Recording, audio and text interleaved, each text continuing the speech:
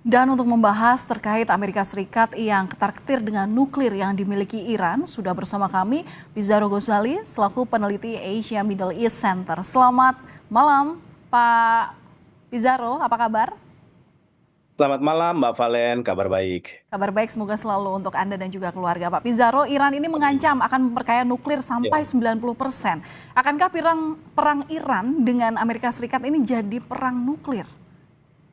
Iya, sebenarnya apa yang disampaikan Iran ini tidak lepas juga dari sinyal intelijen Iran yang menangkap bahwa Donald Trump itu juga berupaya untuk melakukan aktivasi nuklir jika perang ini terus berlanjut ya. Karena kan beberapa waktu lalu ada laporan ya bahwa kemudian Donald Trump itu meminta kode nuklir ya kepada Pentagon jika suatu ketika perang ini tidak berujung dan kemudian membahayakan oleh Amerika Serikat. Makanya itu kemudian Iran itu membalas bahwa dia mengatakan kami juga bisa nih, negara kami juga bisa melakukan tingkat pengayaan uranium yang sekarang 60% menjadi 90%. Artinya itu Mbak Valen, itu tidak lama, itu sejengkal lagi.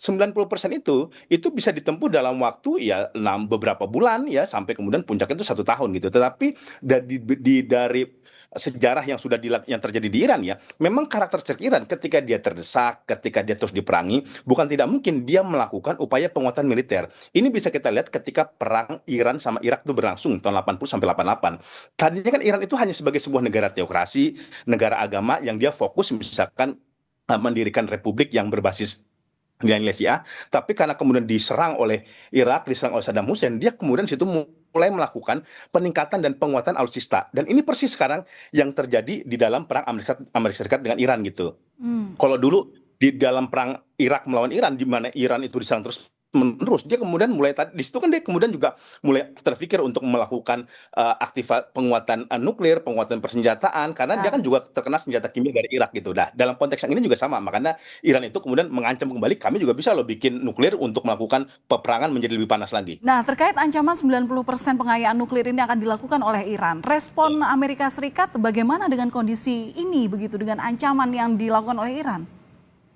Iya, ini problematikanya. Donald Trump ini benar-benar memaju kena, mundur kena. Karena kalau kemudian dia melayani ya perang dengan Iran ya, itu malah akan memperdalam lagi perang yang dilakukan Amerika Serikat ke Timur Tengah. Padahal kan Trump ini sekarang lagi mencari cara-cara bagaimana dia bisa keluar dari perang ini. Dia nggak mau perang panjang tuh, karena dulu di Afghanistan perang sampai 20 tahun. Itu kan nggak diprediksi juga sama Amerika Serikat.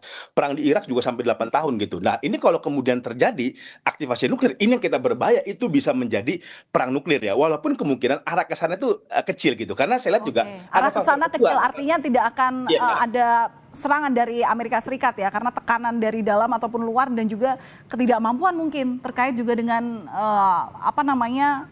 amunisi yang dimulai oleh Amerika Serikat, gitu maksudnya.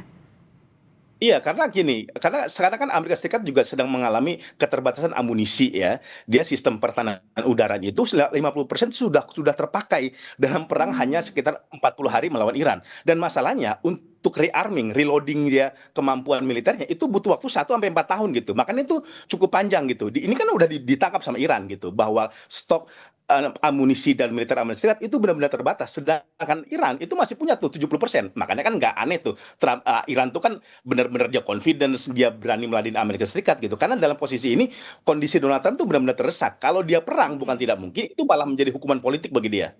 Jadi kalau gitu strategi pamungkas Trump karena banyak tekanan baik itu dari dalam negeri dan luar negeri, bagaimana? Nah, itulah kenapa kemudian Trump itu sekarang mengunjungi Xi Jinping. Ini kan baru tiba ya di Cina ya.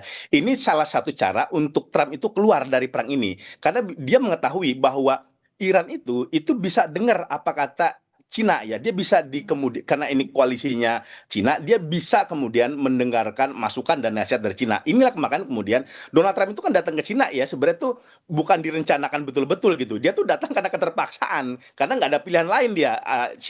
Iran diserang, diblokade, tidak pernah mundur, tidak pernah mau menurunkan kapasitas militer dia. Makanya kemudian Donald Trump mendatangi Cina untuk kemudian mencari titik kompromi atau jalan yang bisa diambil untuk kemudian Amerika Serikat itu keluar dari pertarungan panjang melawan Iran. Tapi Trump ini mengklaim lewat pernyataannya bahwa dia pede melawan Iran tanpa bantuan dari Tiongkok. Gimana terkait pernyataan ini, Pak Pizarro? Valen, Valen, berkali-kali Donald Trump mengatakan dia sudah menang lawan Iran, dia sudah menghancurkan fasilitas militer Iran. Itu toh juga tidak terbukti. Kalau memang Iran sudah kalah, buat apa dia diplomasi? Buat apa dia negosiasi, ya kan gitu. Jadi ini sebenarnya hanya sekedar pernyataan dari Trump untuk menghibur dirinya ataupun para pendukungnya, seolah-olah dia tidak butuh Cina, padahal dia datang ke sini sebenarnya untuk betul-betul memanfaatkan Cina atau mendorong Cina untuk menjadi mediator gencatan senjata dengan Iran gitu. Makanya nanti ada beberapa kemungkinan skenario strategi gini. Ini bisa kemudian nih Valen, ini kemudian Cina menjadi salah satu negara alternatif di mana Iran nanti bisa nitip uraniumnya. Ini kan deadlock karena Trump itu minta cadangan uranium itu diserahkan kepada Amerika Serikat. Sedangkan bagi Iran itu sama aja kan bunuh diri politik bagi dia. Nah, kemungkinan jalan tengah yang bisa diambil ya, Cina kemudian menjadi negara tuan rumah untuk sementara ya, dititipin cadangan uranium Iran yang ada 450 kg itu. Kalau tahun 2015 kan itu kan ke Rusia gitu ya. Tapi karena sekarang Cina itu udah rising, udah mulai kemudian mempunyai kekuatan militer yang sangat kuat, itu bukan tidak mungkin ada titik kompromi di mana Iran menyerahkan itu kepada Cina. Tapi mungkin tidak semudah itu menurut Anda ya. Tapi singkat saja Iya. Pak, jika perang Iran dan Amerika Serikat terus berlanjut, pihak eksternal apakah akan terus mengamankan kepentingan masing-masing? Menurut Anda seperti apa? Iya, kalau ini terus berlanjut sih, kalau kita lihat ya ini bisa problematikanya. Ini dampaknya tidak hanya perang Amerika Serikat dengan Iran, tetapi juga di kawasan. Ini kan yang sangat takut.